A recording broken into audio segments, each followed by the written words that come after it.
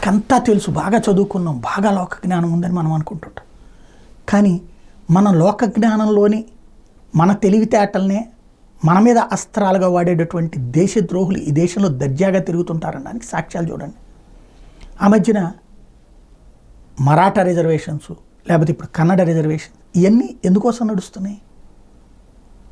ఉద్యమాలు, రాజకీయం, ఎలక్షన్స్ కోసమే నడుస్తుంటాయి. అది కరెక్ట్గా ప్రభుత్వాన్ని గద్దెదించడానికి, లేదంటే కనుక ప్రజా వ్యతిరేకతను పెంచడానికి జరుగుతుంది. What next? తర్వాత ఏమైపోయింది? గుజరాత్లో పటేళ్ల ఉద్యమం ఏమైపోయింది, ఆ జాట్ల ఉద్యమం ఏమైపోయింది, ఇవన్నీ ఏమైపోయినాయి? నెంబర్ 1.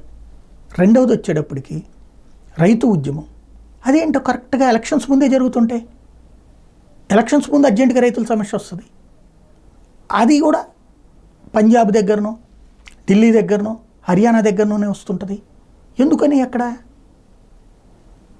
డబ్బులు ఇస్తే రైతులందరూ అమ్ముడిపోతారన్న నేను అక్కడ. రైతు కూలీలను పట్టుకొస్తున్నారు, పొలంలో పని బదులు ఇక్కడికి వచ్చి కూర్చోమని చెప్తున్నారు. తిండి తింటూ కాసేపు నినాదాలు చేస్తే సరిపోతుంది అంటున్నారు. పని మానేసి అక్కడికి వచ్చి కూర్చుంటున్నటువంటి పరిస్థితి. ఇది ఓపెన్గా మాట్లాడుకున్నాం. ఎవరు చేశారు ఇది? ఖచ్చితంగా కాంగ్రెస్ పార్టీ, ఆమ్ ఆద్మీ పార్టీ చేసినయే. ఎవరి కోసం అది? ఈ దేశంలో రాజకీయ అవసరాల కోసం. దాని ఇంపాక్ట్ ఏంటి? అక్కడ ప్రజల్లో తీవ్ర వ్యతిరేకత సృష్టించడం, ఒక దేశాన్ని ముక్కలు చేయాలనుకునేటువంటి, పంజాబ్ని ముక్కలు చేయాలనుకునే దేశద్రోహులకు సంబంధించిన అంశం. మనం ఖచ్చితంగా కేర్ఫుల్గా ఉండాల్సినటువంటి సందర్భం. ఇది రెండవ అంశం. మూడవ అంశం చూస్తే, ఆ మధ్యన జరిగినటువంటి అగ్నివీర్ వ్యతిరేక ఉద్యమం.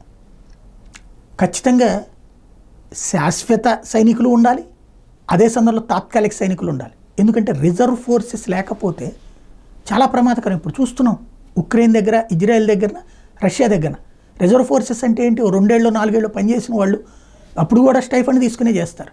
వాళ్ళు ఉన్నారు కాబట్టి వాళ్ళ యుద్ధం అన్ని రోజులు చేయగలుగుతున్నారు. అదే లేకపోతే మన దేశం పరిస్థితి ఏంటి? ఒకనాడు లొంగిపోయాం మనం చైనాకి, ఒక బిచ్చం అనుకునేటువంటి పరిస్థితి తెచ్చుకున్నాం.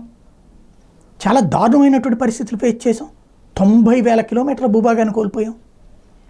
అంటే ఒక సైనిక కొత్త విధానాన్ని మనం దెబ్బతీసేటటువంటి కుట్ర ఎవరి కోసం చేస్తారు? చైనా వాళ్ళ కోసం చేస్తారు.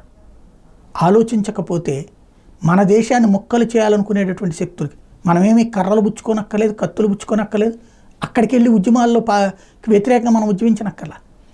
మన చేతిలో ఉన్నటువంటి సోషల్ మీడియా ద్వారా ఇదిగో ఇది తప్పు, ఇది రైటు అని మనం బాధ్యతాయుతంగా బూతులు తిట్టకుండా, దూషించకుండా పెడితే కరెక్ట్గా ఉంటుంది. కానీ అది మనం కరువు అయ్యేటప్పటికీ దేశద్రోహులు మాత్రం ఆర్గనైజ్డ్గా చేస్తున్నారు. దేశాన్ని ప్రేమించేటటువంటి మనందరం మాత్రం లైట్ తీసుకుంటున్నాం. ఇది దేశాన్ని ముక్కలు చేసేటటువంటి ద్రోహులకి, ఒక బెంగాల్లో జరుగుతున్న వ్యవహారాలకి, ఒక ఈశాన్య రాష్ట్రాల్లో జరుగుతున్న వ్యవహారాలకి, ఒక పంజాబ్ లాంటి చోట జరుగుతున్న వ్యవహారాలకి ఊతమవుతోంది.